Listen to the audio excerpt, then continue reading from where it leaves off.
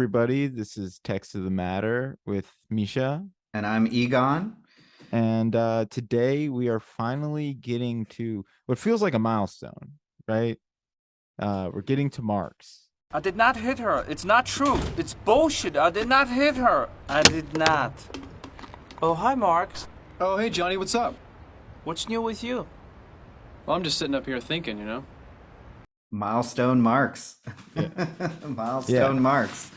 Yeah, and it's been interesting because we've been working through German idealism. We've done a history of dialectics amongst other pieces of work, but as far as I would say our personal projects go, like of the thinkers that we've tread so far, the closest to our hearts is Marx, right?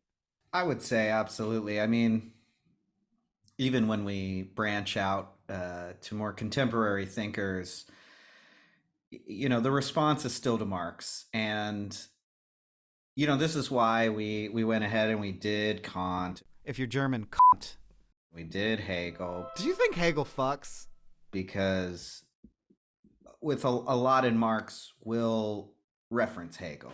And so it's sort of useful to have that knowledge before we dive into Marx. But really, we were doing all that so we could dive into Marx. Yeah. There's a contextualization that happens immediately. Like when a person picks up Marx without these ideas of categories, the ideas about dialectics, about contradiction, etc. Some of the mechanisms with which Marx is functioning are somewhat opaque, right? But when you come at it with an understanding of like the grounding of German philosophy, the grounding of kind of like the political motivations between and behind ideal and abstract philosophy, now moving to something that's more concrete and more directly addressing the world in a historical sense, in a kind of practical sense. The book, both the past books and the book that we're covering, Capital, gain new valences and more substantial meaning. And then and the power of the book and its value for the contemporary is only emboldened and amplified. So as we start talking about Capital, which is what we're going to be diving into right now, it's immediate from the jump, that Marx is using a dialectical formula to analyze and critique both the system of capitalism, but as well as capital accumulation and all the rest. And having gone through Hegel and the sort of dialectical process helps us understand the kind of historical and logical approach that Marx is taking to these topics. Because I think as we jump into this, we're going to see, Marx in Capital is funny, right? It's like, it's especially when you start the book, it's an economic textbook. It's not a manifesto, right? This isn't the Communist Manifesto or some of other Marx's works that have a much more political bent. This is the culmination of over 10 years of study on economic processes, on the capitalist system. So from its get-go, from its start, it very much has the tenor of an economics manuscript and not a political, not what we think of Marx as traditionally, right? Like the philosophy is immediately tied to what he is trying to produce as a scientific analysis of economy, right? So we see an immediate relationship to Hegel, right? They're both approaching this from the idea of science, but the terms of what Marx is considering a science is far more familiar to what we think of in sociology and the social sciences in general those forms of analysis than Hegel, who is arguing that philosophy is science, right? Right, Now, right. clearly, Hegel, in his approach to the dialectic and his turn on it, sees philosophy as something that is necessary to scientific understanding and to understanding human nature, to human values, and social systems. But he does not. He's not as interested in psychology ultimately, in these kind of psychological functions and the minutia of thought itself, as he is in more meta processes and social movements that determine our lives and determine our behavior, and both economically and historically. Ever the good materialist, Mr. Yes. Marx. Um, well, shoot. So, shall we jump right into this motherfucker? Yeah, I mean, I would like to begin with a couple like quick ideas, starting from what I consider a little bit more opaque, and then Mm-hmm. Mm-hmm. going into something more concrete. And as anybody who's followed this, I have gone into some very long quotations, so I'll try to keep them short this time. But I think they're important for contextualizing a major difference between Hegel and Marx, and also to help us understand really what we're first going to get into, which is labor, right? Mm-hmm. Talking about Mm-hmm. labor and talking about the commodity. So this is from Henri Lefebvre's dialectical materialism.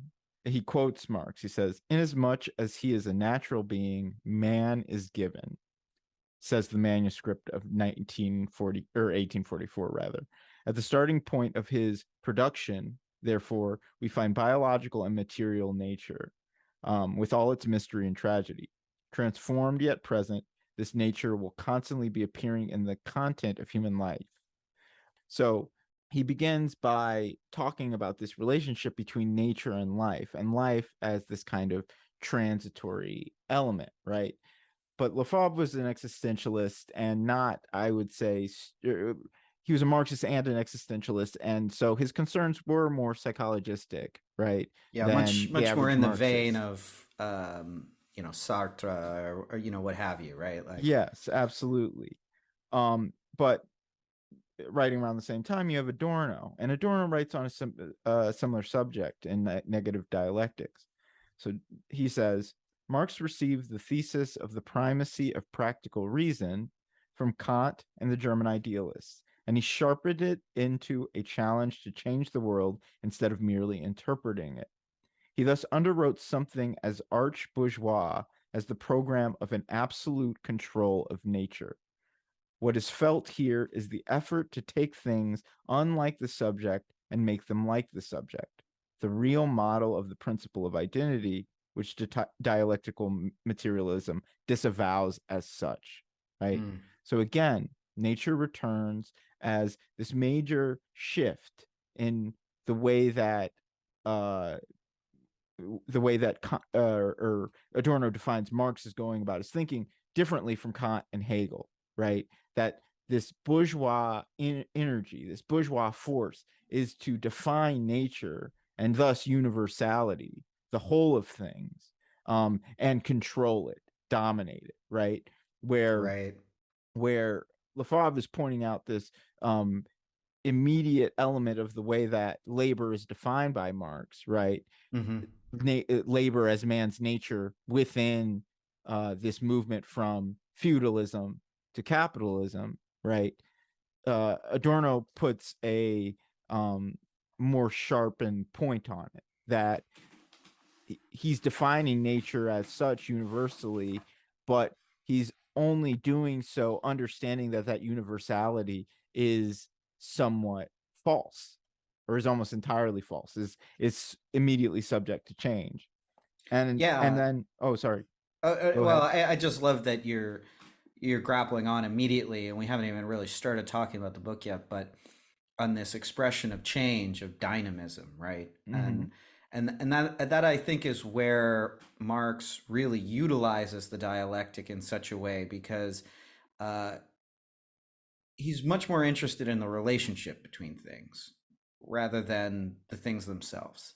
Yes. And I think in Marx's view, looking at the things in themselves is another way of ossifying or reifying them, right? Yes. And so this is going to be paramount as we start this journey through Marx's Capital, is that this is about relationships. This is about dynamics, right? And we can't forget that, because as soon as we forget that, that's when reification occurs. That's when, you know, it stops becoming a critique of a system and just starts becoming a description. A description and a statement of like a thing in its status as the or as the status quo, right? Yeah, and this And the goes with status your Adorno quote, right? Of also then trying to not just describe the world but change it. Yes. And so I'll go to this last quote just to kind of contextualize our beginning. And this comes from Absolute Recoil, which is subtitled Towards a New Foundation of Dialectical Materialism by Slavoj Zizek. And he says, however, it is not enough to say this. First, there is a fundamental ambiguity of the Marxist reference to Hegel, which begins already in Marx himself and goes on in Lukács and Adorno. Is the Hegelian dialectical process the mystified idealist expression of the process of liberation, or the mystified idealist expression of capitalist self-reproduction?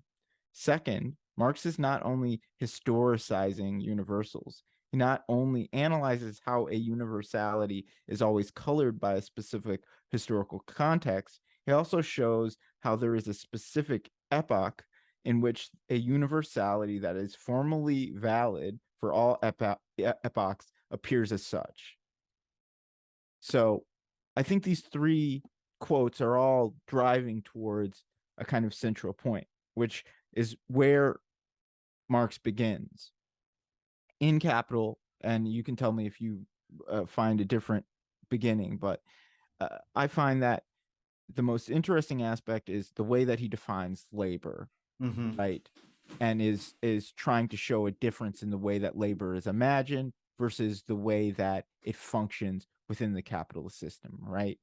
Because what he begins with is the image of the kind of subsistence worker, right? Or subsistence laborer, like the farmer, of someone trying to produce for their own consumption. For their own consumption, absolutely. Who takes the land, transforms the land for their own use, right? And this is thought to be kind of like almost reified. And when we say reified, we mean like it's ossified, it's stuck, it's held in a single form or idea without possibility of change. It's a false truth, a false reflection of reality. But whereas in capitalism, labor becomes something completely different. It becomes a value, right?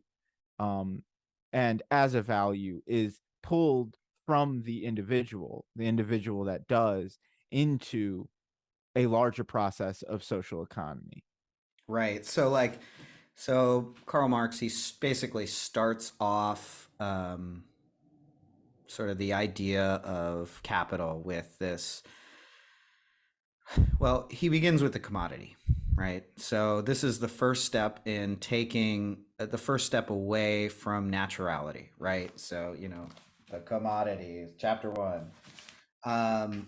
And this is important because what is the commodity? And we have to remember, the book is called Capital. He's talking about capitalism. He's talking about that system. This isn't a study of ancient forms of economy. This is a study of current, contemporary to his time in the I guess this would be the late 1850s. He's writing this. This is a study of commonplace. And so where do you begin? You begin with the commodity, because in whether it's feudal Europe, whether it's ancient Rome, wherever you're analyzing, sure, there are commodities being traded. You know, trade is sort of the history of humanity in a lot of ways. But what he's identifying is this alienation of a product made from itself, right? Yes. And so his first sort of example of this is, I guess we'll just get right into it. So as he's talking about the commodity, he identifies three important things that we have to sort of think of singularly, but also in unity.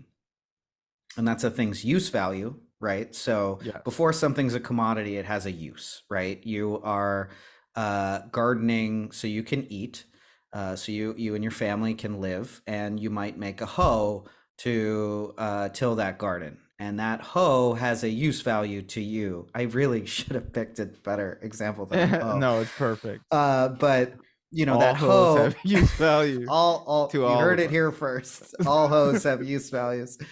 But that hoe has a use value to you. It helps you grow your plants. It helps you live. It helps you survive. That's a good hoe. It's a damn fine hoe. But as soon as you start producing hoes to sell to other people so they can then till their garden, not that it ceases to have a use value, but it also has an exchange value. So you have a use value, the thing that it's good for. You have an exchange value in what you can get for it. And then the third step in this process is its actual value, which is, in Marx's terms,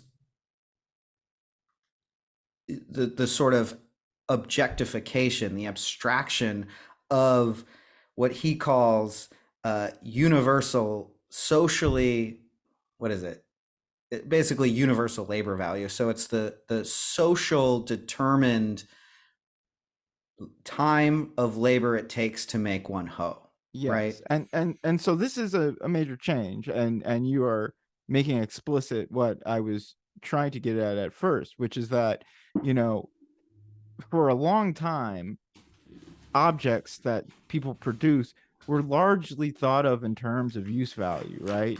A person would live their life in a town, and you largely trade things for survival, for most of the peasantry that made up a majority of the populace of the world did not have these extra things, did not have markets where they were going to trade these things in mass, but were rather saying, okay, I have a garden and I can make an extra one, and you can go and use that to till your soil, or plant your plants, and that will provide you a use value for it. And then it has, in a looser sense, an exchange value. But this order of exchange is very small scale, it's very contingent, right? It's based on two singular needs of people, right? But that is something that changes when production reaches an industrial scale. Right, you're going from a kind of subjective exchange value, right, where I may very much need a hoe. Like, say I broke mine and I need it now. And so maybe I'm willing to trade more than it's worth to get it because I need it now. But as society has evolved into this extensive network of markets and different commodities that are being traded, this is where the identification of value comes from, right? So, in a barter system, there's still an exchange value. I will trade you, 20 yards of linen for, a bag of wheat. A bag of wheat. Right, yeah. Exactly. And there's, they're of more or less of equal value. But when we get beyond this, when the marketplace becomes complex, where it's like, okay, so my 20 yards of linen, maybe you're worth one bag of wheat, but maybe I don't need wheat. Maybe my aim is, I guess maybe they wouldn't have coffee, but a bag of coffee, we'll say. And as this, you start to develop this chain, right? Where like 20 yards of linen equals one bag of wheat, or half a bag of coffee, or 10 whatever, Bibles, right, 10 Bibles, which whatever it is. Marx curiously uses as one of his markers of exchange, the In Bible, which I found so in the most like curious. glib, funny way, Yeah, yeah, It's like I love Marx because he's like, and we hope that everybody like picks up and reads at least some of these books, or like maybe not, Phenomenology of Spirit, but like something, right? You yeah. get a tenor and a Pick taste up a for the little person. Hegel, pick up a little Kant. But Marx I love because he's so even when he's at his most boring, he's like kind of conversational, and Yes. like he is not above making jokes all the time, like and sometimes really raunchy ones. Yeah. So I think he would love this podcast is the point I'm making, and you should, Yeah. support us and all that. But Marx loves this podcast. there you go. But You heard it nonetheless. here first. But so when you have this like string of equivalencies, right, is you sort of have there becomes an actual value, an objectified, an abstract value that Marx would say, right? Like, okay, so this 20 yards of linen is worth all these different amounts of different things. And basically what Marx kind of reduces this to is like abstract labor value, that it takes a certain amount of energy and effort to produce any one of these things. And in more or less, and it's never a perfect science, but more or less, what takes you a day to make, you can trade for something else, which takes about a day's time to produce. Yes. And what is happening is these items, they are now becoming quantities, right? And that's what's important, is that we're switching from the qualitative element of the commodity, right? This very concrete, real relationship with the human being, to a more quantitative level of a production of a thing, and how that thing can operate within a whole community of people, a social community of people who are all themselves laboring to produce on that market, whether they are the person who is creating singularly a violin, right? Or a group of people who are working together to produce a car, right? Like, in all of these things, there congeals, as he says, labor. And as labor congeals, it creates value as an abstraction from the thing itself, from the thing as it is simply used. And once that change happens, once we acquire markets in this sense, he is exemplifying that we can no longer think about commodities in the same way, which is the grounds of the critique, because he's following thinkers like Adam Smith and David Ricardo, right? These pillars of early capitalism, for whom the idea that the value of an object arises wholesale from its being, like that the market its market dictates determine this sort of magical and illusory value that has no grounds, Yeah. is wrong. And that what it actually is that people work, and that work and the effort and the process of production that goes into these commodities suddenly gives it a real value that is obscured.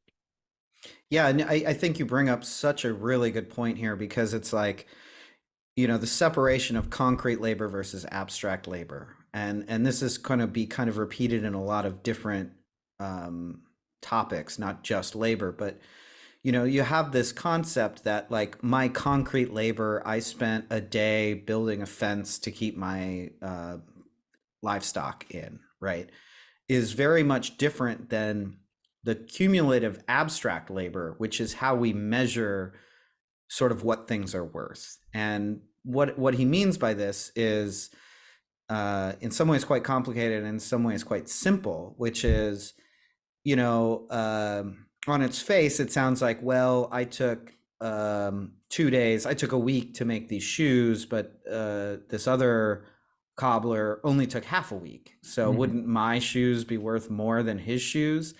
And Marx says, well, no, it's abstract labor time. It's a socially accepted form of how long it takes to make shoes.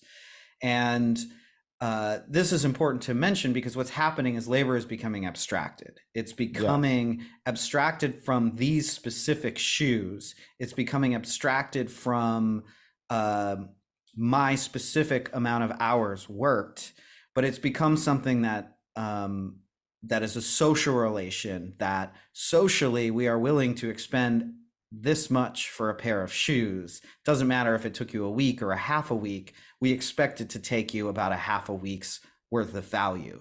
And sorry. Oh yes, and I was simply going to add to that, and that comes to define the nature of exchange, because once a person can produce the shoes in half a week's time, right, expending that amount of labor time and giving it that value, that then determines what another person can bring to market and what they can ask for, right? There is what is seen as like this natural competitive tendency, or like these natural values that kind of pop out of the ether for the capitalist, right? Out of just like the natural quality of the shoes or of the value of the leather, is instead something that's produced out of like, how does labor get something to market?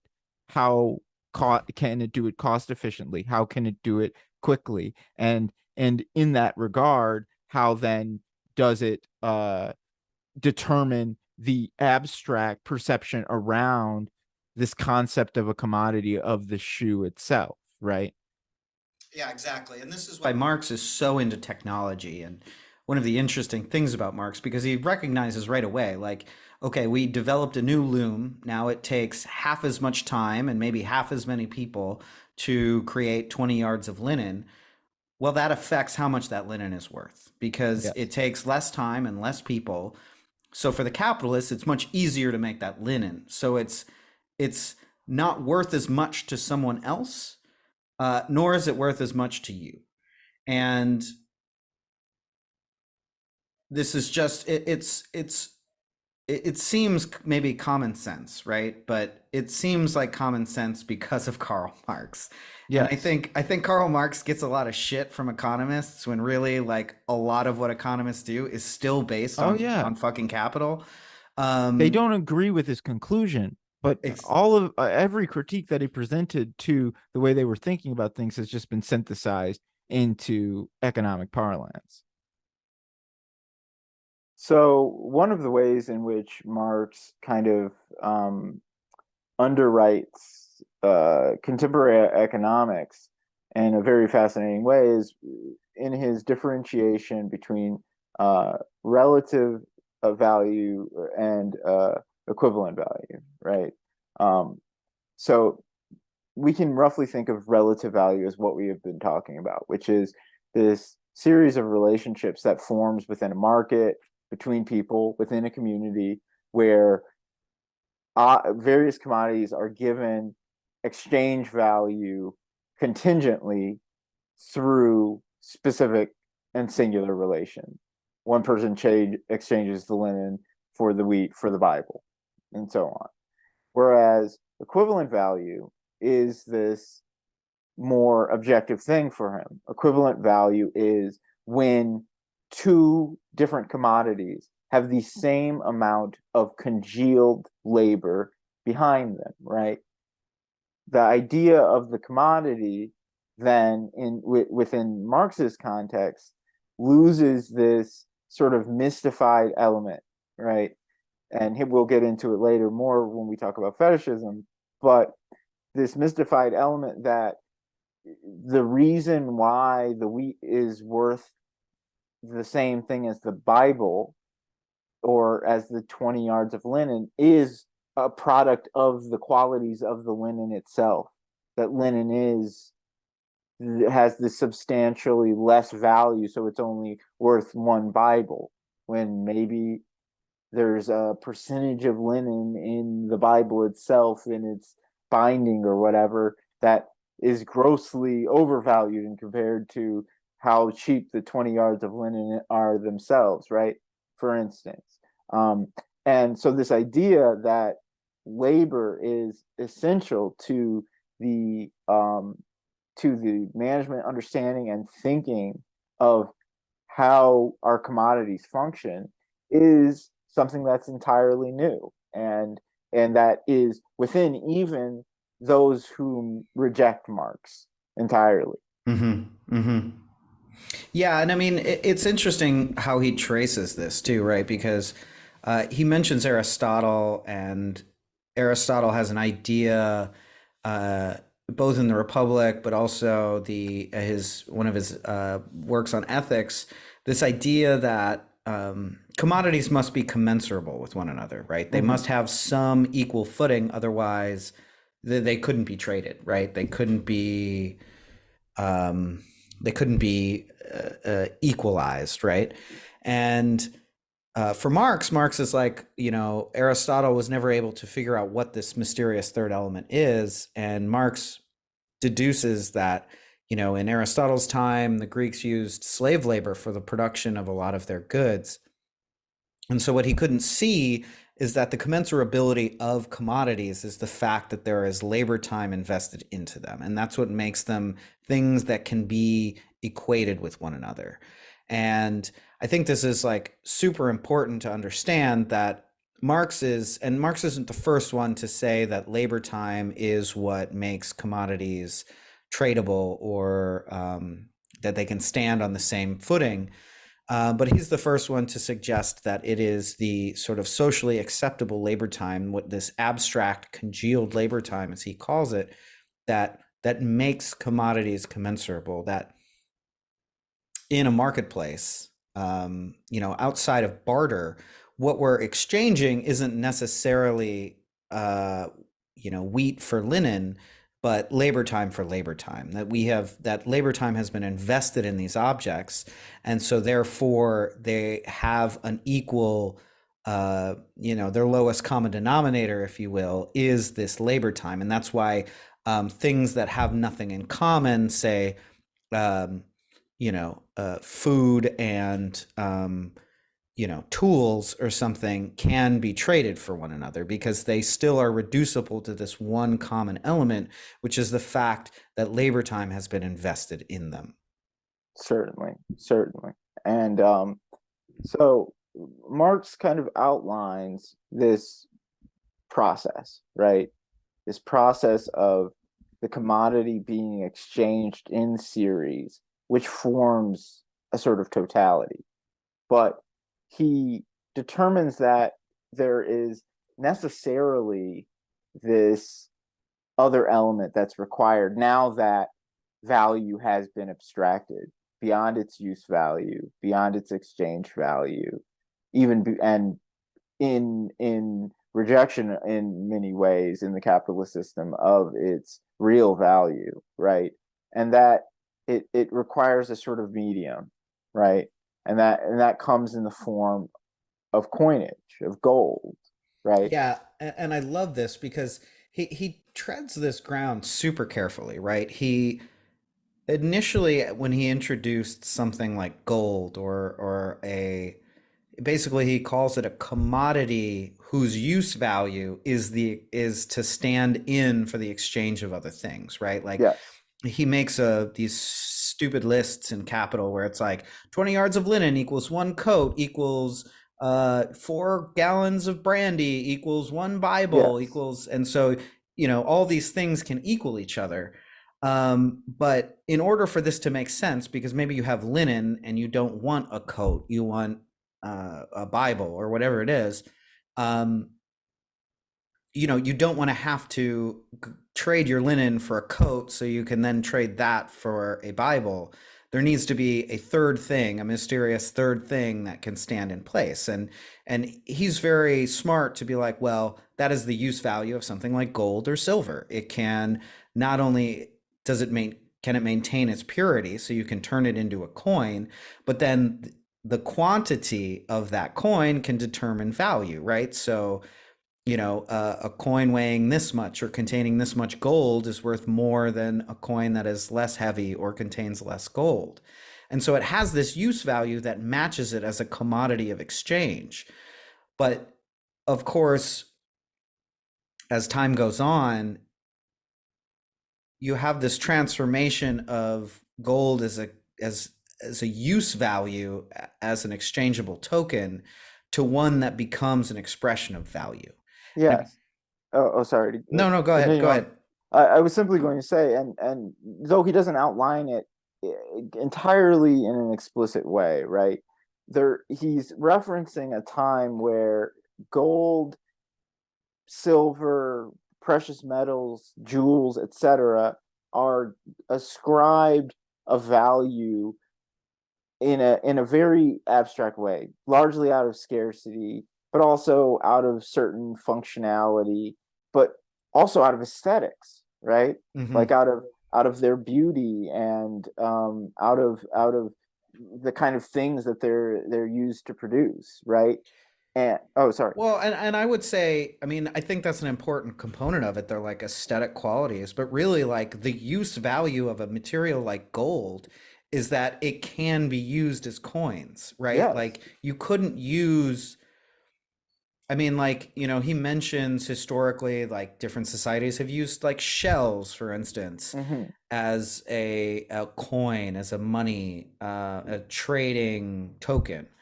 But whatever it is that you use for that, it actually has a use value in being that. Like, gold can be the token for trade because it's easily quantifiable.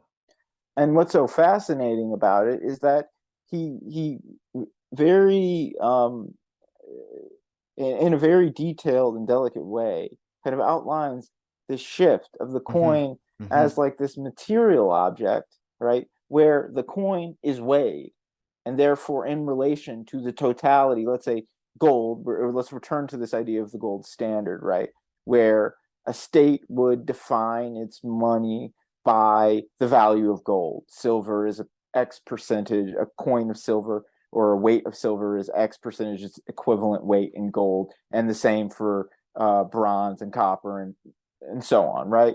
Um, Yeah, to produce and all your increasingly smaller values, right? Yeah. small increments, and we'll get there later. But at the same time, these things they have then this sort of concrete material relationship to the sum total of gold because it is this weight. But once it is turned into a coin, right?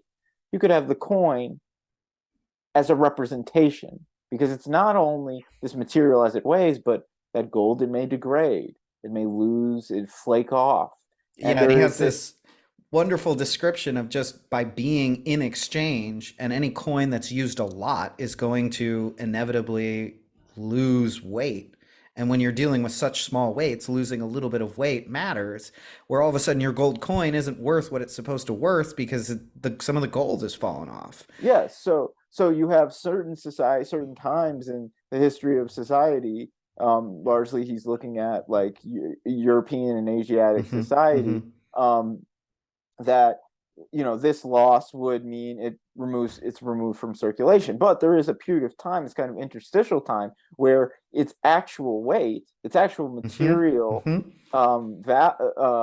values, its quantitative values are different from its actual exchange value, right? So Hmm. like Hmm. when we talk about the exchange of coins and you hear Ron Paul talking about our return to the gold standard as a way of like, simplifying all these complex algorithms that determine markets today, right?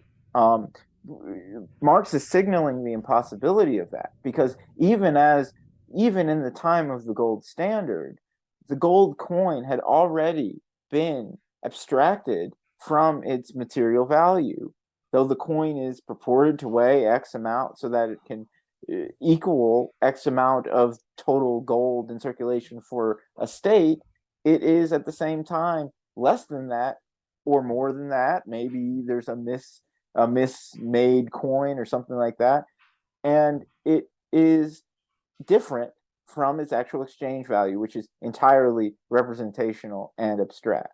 Yeah, and so he mentions this, right, where it's like, well, all of a sudden, not only does it become feasible or like conceivable, but feasible to use money as a symbol, whether that's paper money or coins that, he, and I like this, that he uses the sort of sterling pound as an example, where like coins used to have weights attached to them. Yes. Their value was expressed in the weight of whatever precious metal was contained inside of them. But especially with the onset of capitalism, you reach this point where it no longer makes sense to actually print the actual weight that it is representing of gold, because you're going to lose value that way, whether that's by the actual exchange and the physical nature of that. But the fact that money at a certain point no longer has to represent the weight, right, of what it's expressing, because we've all bought in. Money is our standard, we're all using it, so we need it to have a certain stability. And so it actually becomes more useful, and don't confuse this with use value, but like it becomes more useful as a symbol rather than an actual, like, this is a half ounce of gold. And in Marx's time, of course, there's this talk about localized economies, that's really easily, but internationally you're still melting down your currency to create bullion, because the universal exchange is still gold or silver or whatever it is at that time. And this obviously changes into our own time, but you can see laid in front of it how that could happen and why that would happen, right? Absolutely. And he sort of draws in two different ways great expressions of how this abstraction works, right? So on the one hand, he talks about coinage and its denominations, right? So the relationship of gold to silver to bronze or whatever, right? So in this series of relationships, he says, essentially, the actual relationship of the value of silver or copper or whatever doesn't matter at all, right? It's instead the function of these things to moderate and mediate the velocity, as he calls it, of exchange, right? So this becomes a very important element. Why do we require this abstracted symbol of exchange? Well, that's because, as you said earlier, we can no longer just say, I want to trade this for Coke to trade for this to eventually get to that thing 6 ways down the series, but rather people in this society of massively expanded production and massive expansion of population needs to directly get to the product itself, to the commodity itself. And as such, when something is being exchanged more quickly, you require something smaller. So there becomes this abstraction of subcategorization of money as variously smaller values, so that the velocity of exchanges of, say, small amounts of food compared to the velocity of exchange for major industrial machinery or agricultural business at scale, right? And so that's on the one hand, one form of abstraction. And then on the other hand is something that we'll all be more familiar with as the gold standard eventually degraded, which is the development of the bill or of cash, of paper money, right? The true symbol, right? Of the, just like a becomes flag, a right? symbol. Yeah. And so you got this. Go on. I'm interested to hear what you're well, about to say. I mean, because what you're introducing us is this sort of twofold effect of this, which are both really interesting. And one is, you're speaking to the velocity of money. So as we use these tokens, right, there's both a magnitude, how much, which at one point was tied to how much gold reserves or silver reserves you might have had on hand as a state, and its velocity, how much is being traded daily, right? Yeah. And so he has this great example of, I believe it's a bank in Scotland where, on these sort of random days when taxes are due or rents are due, bankers report literally running out of money, and then later in the day getting it all back. So everyone's going to the bank, taking out their money, paying whoever they owe, and then they deposit it in the bank. Yeah. And but the point of this is an interesting one, because this what this leads to essentially is what he calls this idea of hoarding that we'll get into in a little bit. But the second thing, which I think we should maybe touch upon first, because this goes into the idea of the abstraction of money, the ultimate abstraction of labor time, which is the fetish element of money specifically. Absolutely. And so what is a fetish, right? And so, he's not using it in the fun way that we use the word now. Yeah. But originally a fetish was a religious object, and it was a religious object that we as followers put life into. So I think this goes to like Egyptian Orthodox specifically, but there were like these materials, these ornaments that had life, right? That they had a spiritual life that, and through both drug use as well as other certain elements of ritual that in practice would come alive. And they were the representations of God, of your pantheon of gods or whatever it was. And Marx starts to identify a similar thing with money through its abstraction, where not value, because, right, so gold was used as an expression of a way to quantify value so we could make exchange easier. But all of a sudden money, so not gold coins as value, as a means of exchange, but money as this other thing starts to take on its own value. Yes. Right. And so we are giving life to this concept that didn't exist before. Right. And so this leads to ideas of hoarding, because money all of a sudden takes on a desire, right? Like in the same way that gold has a desire to it. Yes. Right? Passion, as he says.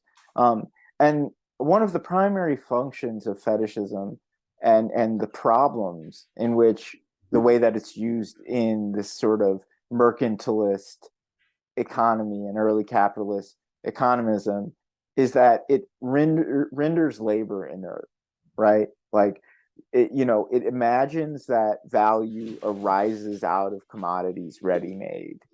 And so for Marx, like, to treat the commodity as if the use value or the exchange value in isolation, right, outside of their kind of movement between one another and the process by which they are produced, and to ignore all of those elements in concert, makes it so that we are giving a sort of false life to an idea of what our society and what our economy is, instead of being this thing where people are actually working to produce a thing, and that work is what gives the thing value. It is as if whatever is popular at that moment, whatever is useful at that moment, in the community, does so because of some innate natural value in itself. And he is dispelling that, right? That these kind of trends are not something that's determinate, but are rather determined, as Hegel would say. Yeah, it's not an intrinsic quality, a physical quality that makes linen worth this much, right? But it's a socially regulated quality that Absolutely makes, and that is socially mediated through labor time. But the point being is this value is created through a relationship, through a societal relationship between people, between nations, between cultures, what have you. But this is sort of the like most important abstraction of value, is it ceases to be something that is innate in the object, but has left the realm of objects. Yes. It and becomes ossified and, as he says, reified within a culture and within a society, within a community. Right, exactly. And so, it's just really fascinating because what he's taking us and what he's making us observe, pardon, what he's making us see is that there is yet another abstraction, yet another. So let me bring it back to Kant for a second, right? Like the way that he talks about subjectivity and objectivity Yes. is this idea of the phenomena and the noumena, right? Yes. And that there are things we can know and things we can't know. And this process that Marx is describing is yet another objectification of something to a realm that does not exist inside the phenomenal world. Exactly. And this is important in our understanding of Marx because this then becomes forces at play upon us that have a questionable validity or a questionable physicality. Well, he's describing how the abstract becomes objectified, right? How do forces, right? As Hegel describes forces, right, in a more let's say spiritual in the Hegelian sense, in a way like that, he is actually describing how material objects can come to acquire a sort of collectively held and behavioral force on people through their collective belief about a thing's value, and that value then can determine society, right? And so it goes into two ways. On the one hand, there is fetish, as he describes it, and then on the other hand, there is circulation, right? Which is this sum totality of all of the transactions of commodity to money to commodity and so on ad infinitum that form a real whole in one sense of the sum totality of all exchanges, but at the same time is this opaque surface from which we cannot actually read the meaning and the functions of those exchanges, how they actually gain their value, how they actually gain their value through labor. So Marx, he has these specific signifiers, CMC, right? Commodity, money, commodity, right? And this could go on forever, right? But what he's talking about is the metamorphoses of and phases. These are two different words that he uses that commodities go through as they are exchanged for now this abstract symbol that is money, which then creates an intermediary medium, right? The circulating medium, as he calls it. So money is the circulating medium, and medium in a similar way to the way Hegel would use the mediate or the negative, right? But different in that it is a thing, right? It is both an abstraction and it is a thing. It is not simply a relationship between ideas, right? That is conceptually held, right? It is a new function that industrial and capitalist society has developed to maintain the constant transfer of commodities and money between people so that production continues and that things can constantly be transferred. Wealth can be transferred, objects can be produced, new things can develop. Right. And so, obviously we're studying capital, right? We're studying Karl Marx's Capital. And this section that we're studying right now eventually leads to the idea of capital.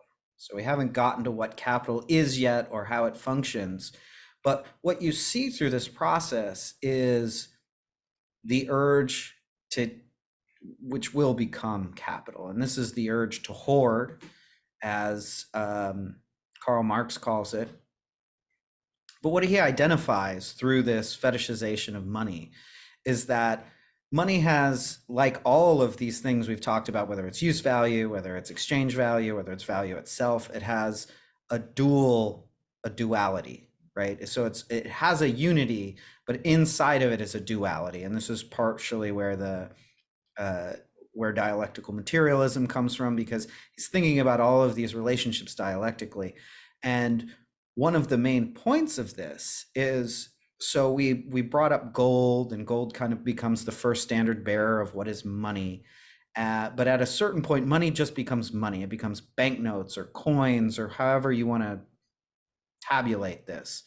But there becomes a certain point where money, it starts off as a commodity, but then is also value. So it becomes the bearer of exchange value, yet also acquires a value in and of itself in a very kind of contradictory turn. And through this process, you have the capacity to sell a commodity, or well, to basically sell a commodity without having to create one first. And it sounds really weird, but if you think about money, it makes total sense. What are you going to say?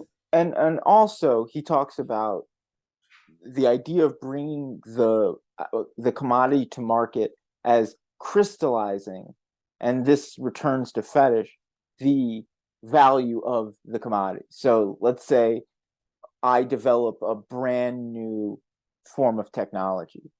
The sale of that technology, the first sale of that technology, crystallizes the value of that technology in a way that now it has been introduced into the market and then becomes part of this series of exchanges, whereas prior it had remained outside of it. Cue pretty American flag with an eagle flying past. Freedom. But in all seriousness, that I think is our aim, and we appreciate you guys tuning in. This has been Text of the Matter. This is part 1 of Capital, 3.1 you can call it, of our kind of series of German idealism and bringing us to the current day. But thank you all for tuning in. We have a Patreon if you want to support us. You can find that at patreon.com or whatever the fuck it is, just like Text of the Matter. Find us on YouTube. Please follow us. A New Brand is our channel. And we're also on Twitter and Instagram and sort of on Facebook. Spotify. We have a Facebook group. Yeah, and if you're not into videos, all our shit gets posted to Spotify or wherever you get your podcasts. So please listen that way if that's easier for you. And hiya on that note. Audi, my Marxist babies. Later. Bye-bye.